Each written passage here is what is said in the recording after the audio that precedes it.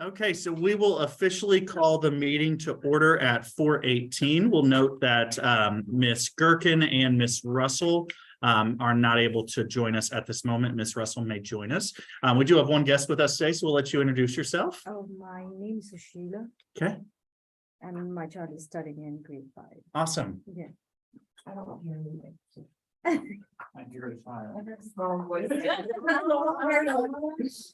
Well, we appreciate you being here today and joining us. So we'll go ahead. Our first item on the agenda is just to approve our agenda for today. So if everyone wants to take a chance to look through our agenda, it's just that one page.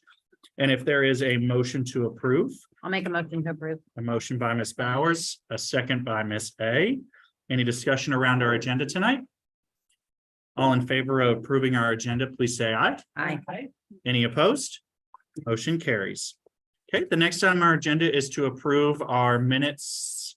That is, that's September. No, it should not say special meeting. I don't know what meeting that was.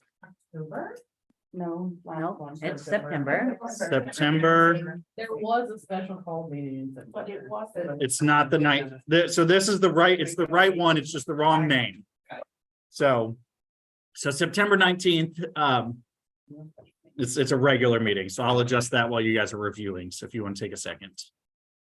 When did you call the meeting? 4:18. Where's the wrong thing? I know. It says on the agenda, it says special meeting Meeting right here on your on agenda. the agenda, nothing. Oh, I'm looking at the minutes like, what? Me too. Okay.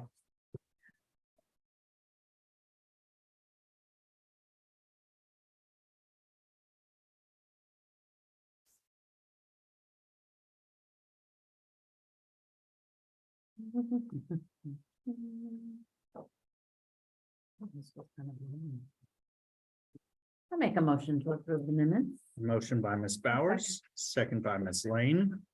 Any discussion around our minutes? Nope. Okay, all in favor of approving our minutes, please say aye. Aye. Any opposed? Motion carries. Okay, the next item on our agenda is our good news report. So since our last meeting, we had our house meeting and house lunch.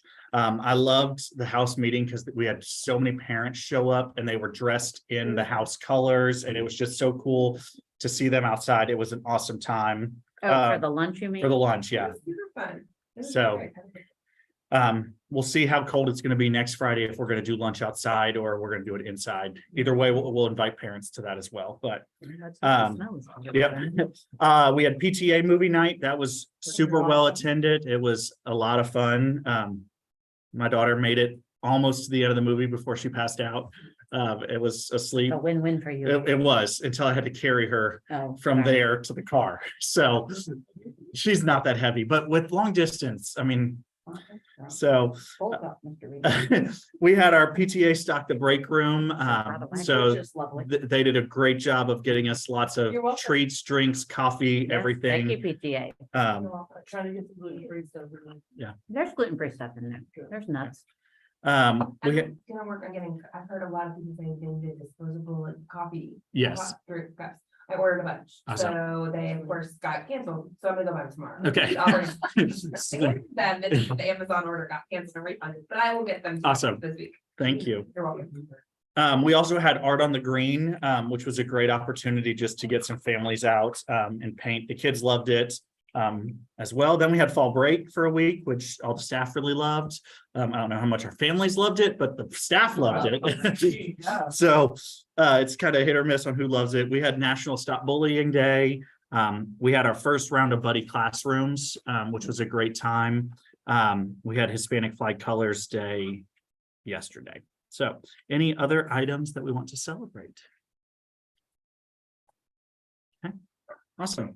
So we'll move on to public comments. So do you have, as our public member, do you have anything you want to talk about, or do you just here to watch? Okay, sounds great. We just always like to give an opportunity for that. So, okay, next item on our agenda is to review our comprehensive school improvement planning process. So the first item on the agenda is the needs assessment for schools. This document just details out what our needs are and how they impact our school.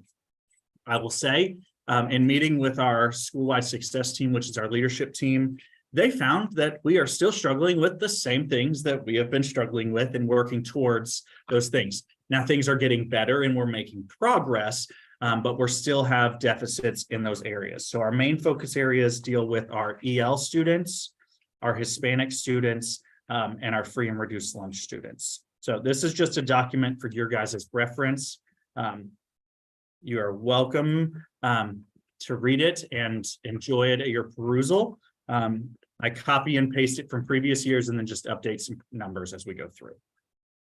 So the next item, any questions about our needs assessment? Okay.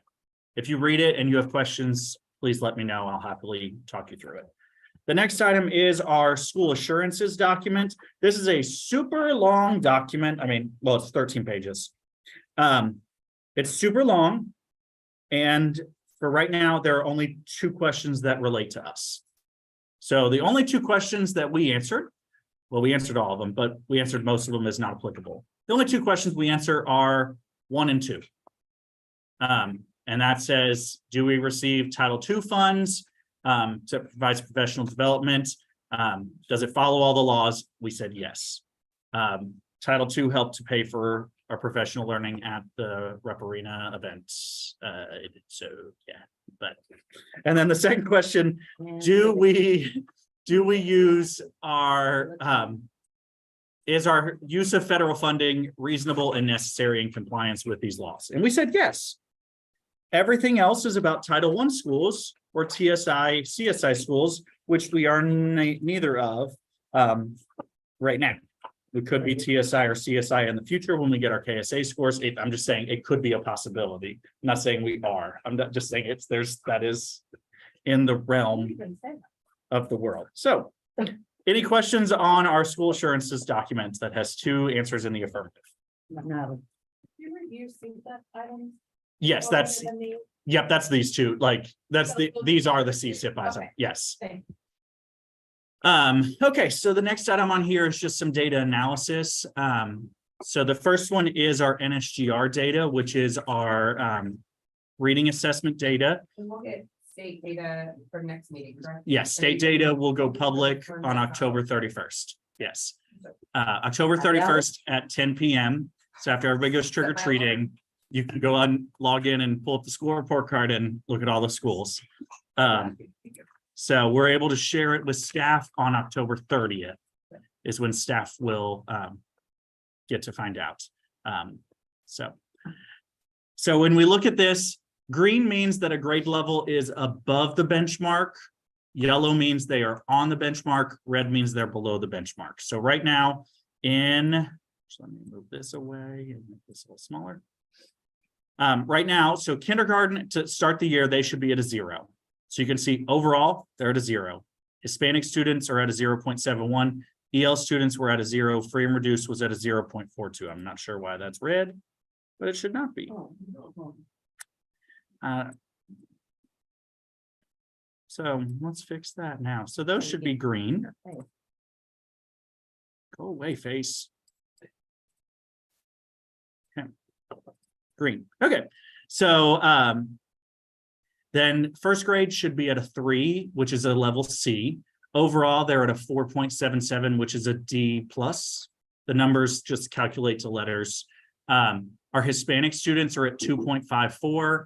Our EL students are at 3.2, and our free and reduced lunch students are at 3.2 as well. So everybody but our Hispanic students are achieving that. And you can see the comparative groups in here just to see kind of how different groups compare.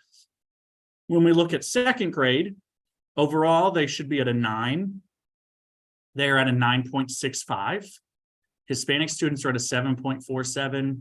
EL students are at an 8.37, and free and reduced is at a 9.15. When we look at third grade, they should be at a 13. Overall, as a grade level, they're at a 15. So they've got really strong overall. Hispanics at a 12.89, so that's really close to that 13. EL is at 11.4, and free and reduced is at 13.25. When we look at fourth and fifth grade, Can I say something? Sure.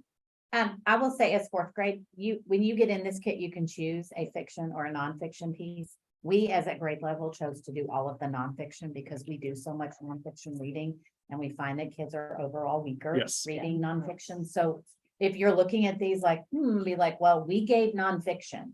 Yeah. And I think a lot of times, and I'm not saying I'm being critical of anyone else, but a lot of people automatically go to the fiction piece because A, it's easier for them to read, and B, the questions are easier to answer.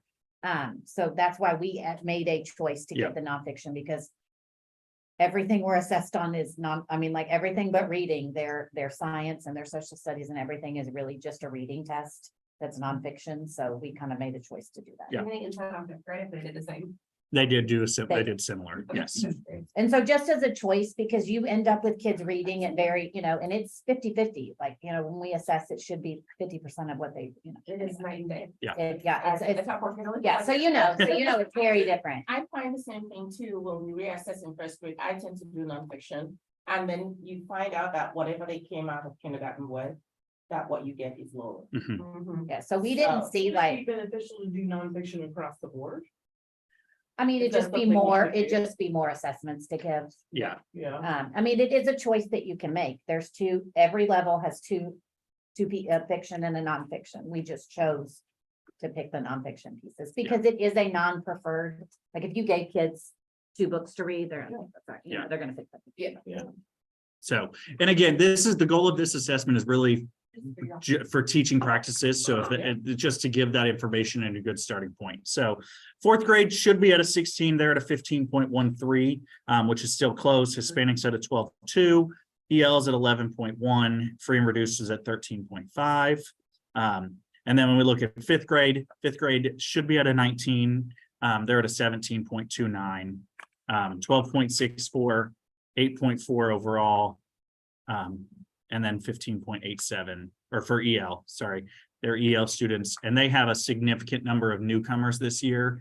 That is, those kids are coming in reading on a level 0. So that's bringing down a lot of that score. And so what we really look at is we look at kind of the change over time. So we really started doing this school-wide back in the fall of 2022. And so we look at the gap between, so for Hispanic, we're looking at the difference between the average Hispanic score and the average white score. So in fall of 2022, Hispanics were scoring 3.77 levels below their white peer. That went up in the winter, came down in the spring, and then it has come down again now. So it's at 2.94. So we're closing the gap there. EL, we went from almost 4 levels behind to now down only 1 level, 1.5 levels from comparing EL students to non-EL students. When we look at free and reduced, we were 3 levels below in the fall of 2022. Our free and reduced students are actually outperforming non-free and reduced lunch students by 0.09. So they're right on. So we're starting to see, hey, free and reduced is not having as significant of that impact. So any questions on our NSGR data? Okay. So the next data we'll look at is just our writing assessment. This writing assessment we give is they have 1.5 minutes to think, 3 minutes to write. And so it's just looking at, it is on a narrative topic. So we score them in 3 different categories here. We look at total words written, how many words they spelled correctly, and did they have a correct writing sequence? Just for grade. Yeah, it's the whole entire school has the exact same. Everyone had the exact same. Yes. Okay. So the expectation is higher, like a 5th grader should be writing 51 words in 3 minutes time on that given topic. Somebody came into the school, a dog came into the school. Oh, so when And they like trained they it know. Yeah, last year. like so, and it's meant to just see what they know. Yeah. It is a little different than what we do in intermediate, where they're doing more informational writing. This is more kind of narrative. Just to be Can you just see? curious. Yeah. So you can see here, this is what their goal should have been, what their average score was, and their percents that met that goal. So for total words written, 33% of our students met it. We did not assess our kindergarten students using this because we're lucky if they can write their letters. In words spelled correctly, 32% of our students met the goal. And in correct writing sequence, 36% met the goal. So this is just to kind of help us to measure student progress. We are really looking at this correct writing sequence to help to determine who maybe should get intervention services. So we can start to support students in writing, because what we found is we're missing a lot of kids that need support in writing. But we're really working this year, last year and this year, to develop a comprehensive writing program that's going to move us forward. So Do you need numbers to compare this to district or state? or- nothing to compare to. We're one of the only schools that I'm aware of that does this holistically. Okay, so not all schools. Not all school, yeah. Although those are national norms. Yes, like Yeah. this is, the goal here is a national, what the average should be. Because, yeah, I think that's it. Yes. So, and we have our spring scores, and these are down from the spring.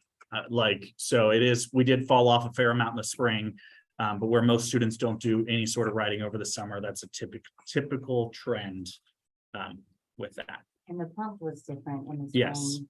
So So we'll give it again in the winter to see, are we making progress? And then we'll start to make some more targeted things. And we are looking at, which this will be coming next month with our ESS program this year, to target writing. And it only be focused in on the writing strategies. And we're looking at piloting a writing program during that time, so we can have something that in the future we can use for tier 2 and tier 3. So, Huge jump in first and second grade. yes, it is. Yeah, huge. Yeah. Like, way more than any other grade. Uh-huh. Yeah, first grade has a big jump between the fall and the spring to get to. Like math, when they take math, it reads it to them in kindergarten and first grade, and then it Mhm. like reads it to them, so when you see that disparity, you're going. like, oh, Wait, wait, it's panic. Yeah. You know what I mean? They're like, oh, wait, I'm an auditory learner. That was scared. Exactly. Yeah. Yeah, yeah. You're not reading it? Okay, so the next item, so next month, yes, we will have KSA data that we will be looking at and talking through. So for our budget reports, you have both the reports. There's the Munis, if it will load. The Munis is our school funds. You will notice this time there are lots of negative fields, like lots of negative line items. I'll show you here in a second. So if you look at like under school library, Miss Lane has overspent in technology related and overspent in other supplies. But what it is we didn't have money budgeted in those line items, and we spent some money. And we used to have to do the budget transfer before. Now the district is just going to move money after. So everywhere that you see like a negative, we are literally waiting on the district to move some money from one of these other pots into that pot to make it work. Because they are like very like with the technology stuff, they're narrowing down like to the end. Is this a student use? Is this a teacher Mhm. use? They're trying to pinpoint where the money is Yeah. going for different technology uses. Yeah, we're having to be very explicit in every single thing. Like we used to just be able to put everything in general supplies, like this is a general supply. But now they're like, no, it is, if, does a student touch it, does a teacher touch it, does a parent touch it? It's just, so. It's really. So we are in still a good sound financial point. I am excited that with general supplies on the page 2 at the top, we've already spent almost $3,000, which is great news, because typically we don't spend that money until the end of the year. And so this is where teachers are spending their money and doing that. So that's really good. We've not gotten any copier expenses. And as you go through, if you recall, a lot of this is things that we don't control or it doesn't exist. Like, let's see. So we have zero control over preschool, but it's in there and it's negative. Yes. So like, it's in there and it's negative and so we are in a good sound financial place. in regards to our budget. We should be getting our carry forward money from last year. We'll find out what that is in the next coming weeks as well. So, any questions on the overall munis reports? Okay. The next item on our agenda is the school activity fund. If you remember, this is school generated monies. So you can see on here, currently in this budget, we have $83,000 in here. That's at the very bottom. That money is actively being spent. And we have that after school money, which is the $50,000. If you recall, we spent a lot of that on staffing this year. So those things are being done. We're looking at different options for all of these to spend out. What are these grade? Are these the field trips that you're? Yes, like, so we've now had to, they pulled it out, and so it's that we used to just have one line item for field trips. It's now by grade, and so any money that kindergarten raises goes into their kindergarten fund. So kindergarten has brought in $863 so far. First grade's at $238, second's at $350, third grade's at $0 because they have not gone any field trips yet, so they've not needed to collect any money. The library's at $13. Book fair, a lot of money there. That gets spent really quick. Fourth grade's at $748. Fifth grade is at $290, and then we have the planners and the FRC there. So you can see here, and this just shows expenditures through October 1st. But for example, I just signed a check from fourth grade's account for their charter bus. So that will be coming out of that money, and they will be collecting more. So that wasn't enough. All right. Don't worry, if you don't have enough money, we pull it from other funds. I was like, So, that's not enough money. yeah, no, as long as we stay above, or we keep some money in here. So.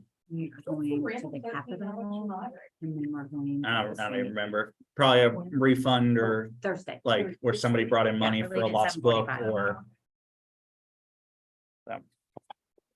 Okay, any questions on our financial status? Lovely. Great. Okay, well, that's not on here. So in your packet, we're going to start sharing just information from each committee. So we have 3 committees. We have family success, social success, and student success. Trying to remember which the other one was. So it's not, I don't have it linked on here, but you have a copy in your packet of our family and community engagement action plan. This is a district requirement that we have certain things. So you will see that each year we are now required to have two times that we have clear, consistent, two-way communication.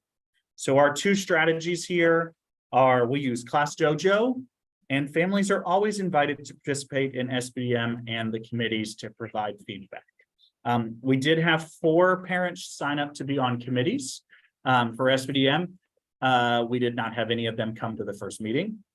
So we'll be sending them a reminder for our upcoming committee meetings if they are interested in that. I have a quick question. Yes, So yesterday, PTA, Ebony brought up something about volunteers in the building. Yes. Is it different?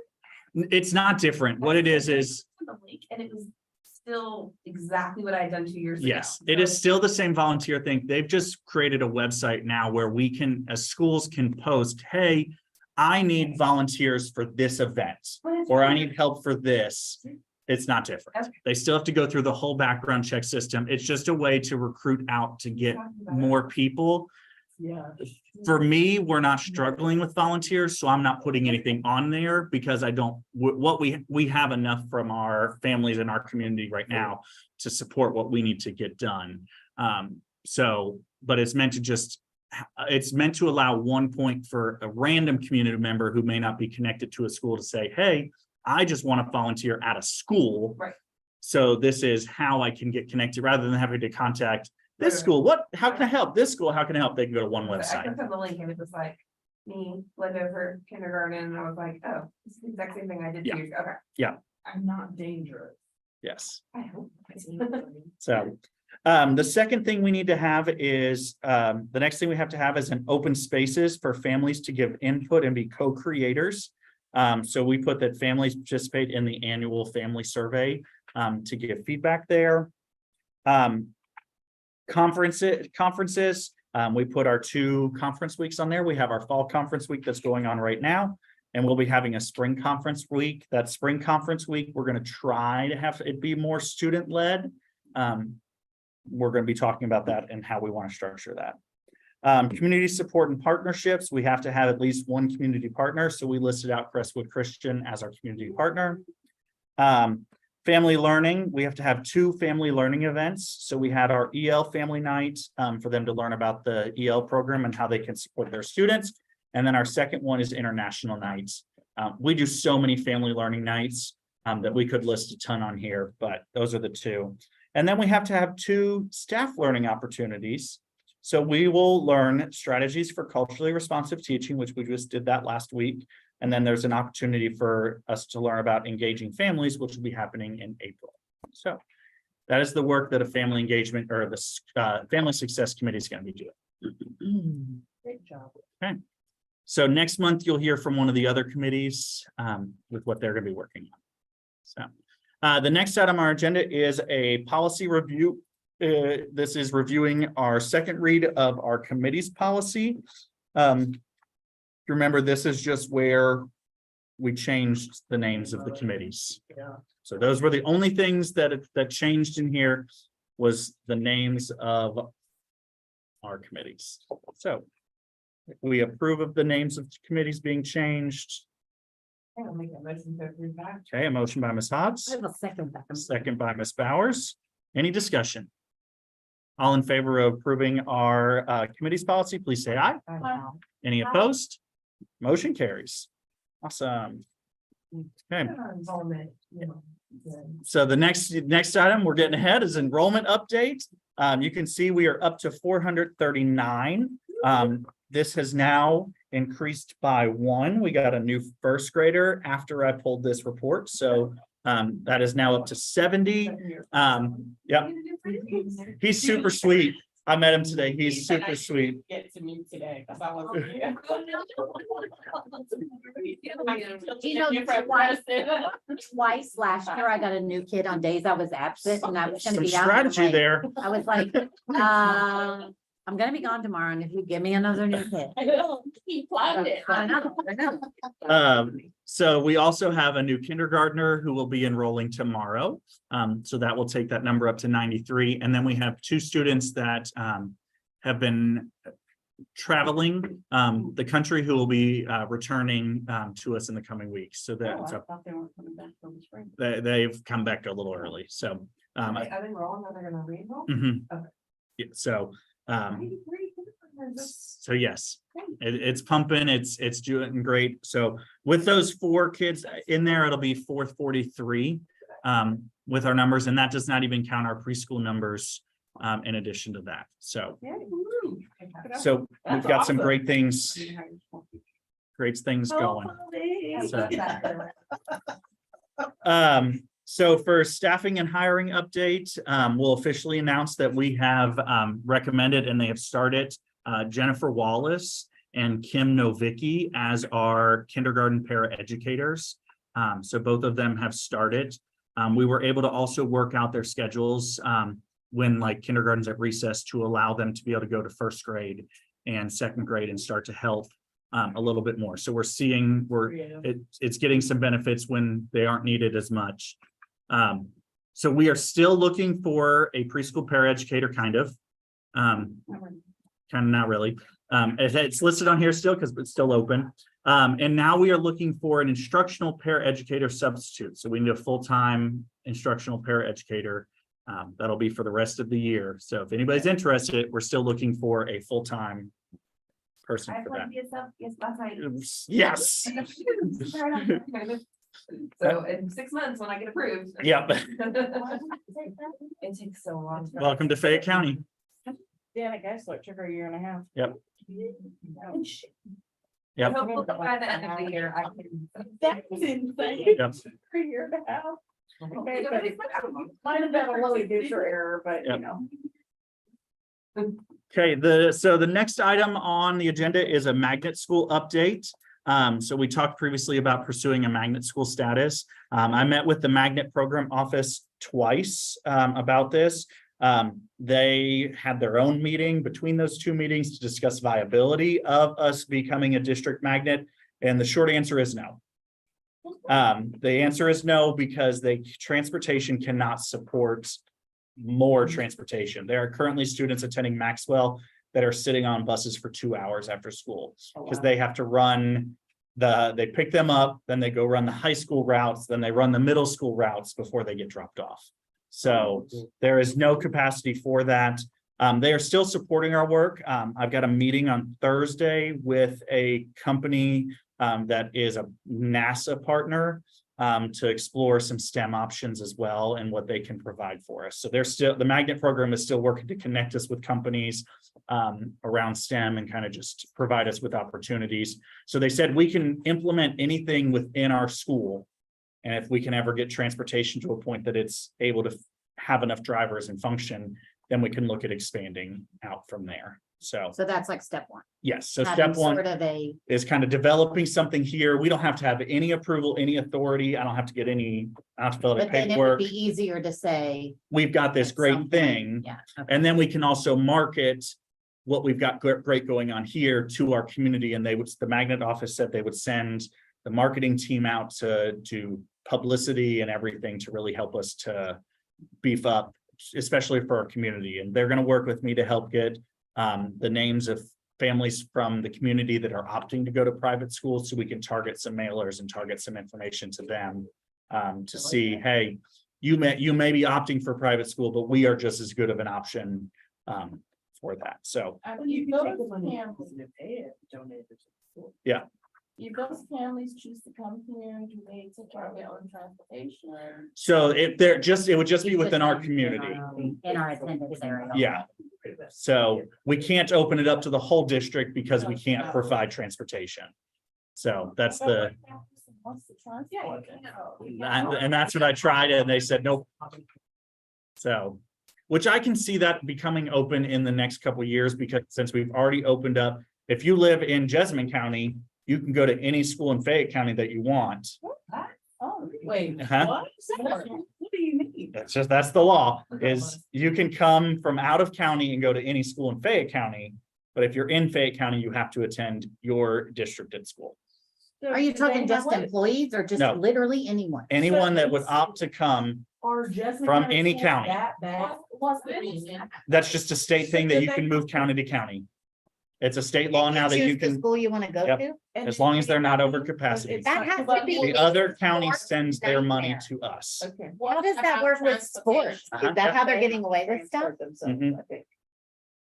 So it was designed for kids that live on like the border of the county that are as close to, that are as close to a Fayette County school as they are to one of their Like Three schools. Woods, Yeah. So, yeah, so And why is it just Jessamine County? that it's any county. It's in like a Fayette County person could go to a Jessamine County school if they opted to go there. Like, and we just have to, Fayette County has to send the money for that student to that county. 'Cause But it then that used- student comes back, the money's gone. So it used to be if you were a staff member and you lived out of county, You to could bring pay your kid to tuition. school with you, you had to pay. Yeah. So are they just, it's a tax issue, so they're just saying it's tax money you're exchanging? Uh-huh. Yeah. But for sports, this has to be very interesting. That's That's exactly why they're doing. it. So yeah, so that's where we stand with magnet schools. So, That is very interesting. uh-huh, I So- had no idea. yeah, you're good. And that just changed. That has been the last 2 years. It's very sketch. Mhm.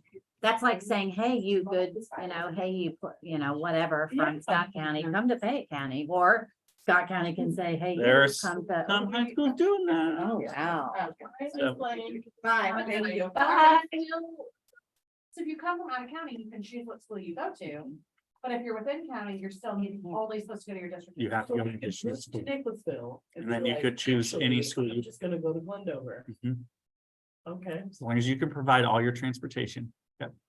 But But if you live in county and you move to another place in the county, you can So- only, You can choose any school you want. within the county? Mhm. So if No, if you move from Fayette County to. Just- another place in Fayette County, you can't No, go to. can't, no. Like, I can't choose to go to Lafayette. I have to go to what my district Mhm. is. Actually, it's- So you move to Teach how to do Dublin that. where it's cheaper, and then you go to Douglas, like, oh. So Or basketball. things are rolling down that hill. So, wow, Okay. this is the can of worms. okay, the next item. The next item on our agenda is our attendance update. So you can see here, if you remember, our official goal is 97, but we're happy with anything over 95. So you can see here this Yeah. year, we are meeting every single week except for the week right before Labor Day. But we're doing great. We're meeting a lot there. So our attendance is up over last year, month to month. So we're seeing great progress there. Okay. We're just flying today. Okay, the next item on our agenda is just notification that the fifth graders will be taking a field trip to Rupp Arena. It is completely free with the exception of the bus. Completely free? Yep. They're taking every single it's open to every single fifth grader in the county to go to watch a women's basketball game. And they're gonna talk about college prep and life skills, and they get to go to Rupp Arena and everything. So this will be on November 1st. They'll be going to that from 10 to 1:30. After Halloween. so- Ugh. At least they're on a field trip and not in the classroom. So. Yes. So, and they also won't have to be here when KSA gets all talked about now, so, but, okay. So, does anybody else have any other agenda items they would like to discuss? Okay, so the rest of our agenda is just the items for next month. So if you'll review these 3 policies before our next meeting. The first one is the non-instructional staff time, or it's instructional, non-instructional. We've already reviewed that one. I just want everybody to take one more look at it. And then you have the student assignment policy and the school schedule policy. So that brings us to our adjournment. October is always a quicker meeting because it depends if we have KSA or not. And this month we don't have KSA. So do we have a motion to adjourn? Motion by Ms. Hill, a second by Ms. Russell. A basketball crowd. All in favor of approving our motion to adjourn? Any opposed? Motion carries. We'll officially call the meeting adjourned at 4:56. We appreciate everybody being here.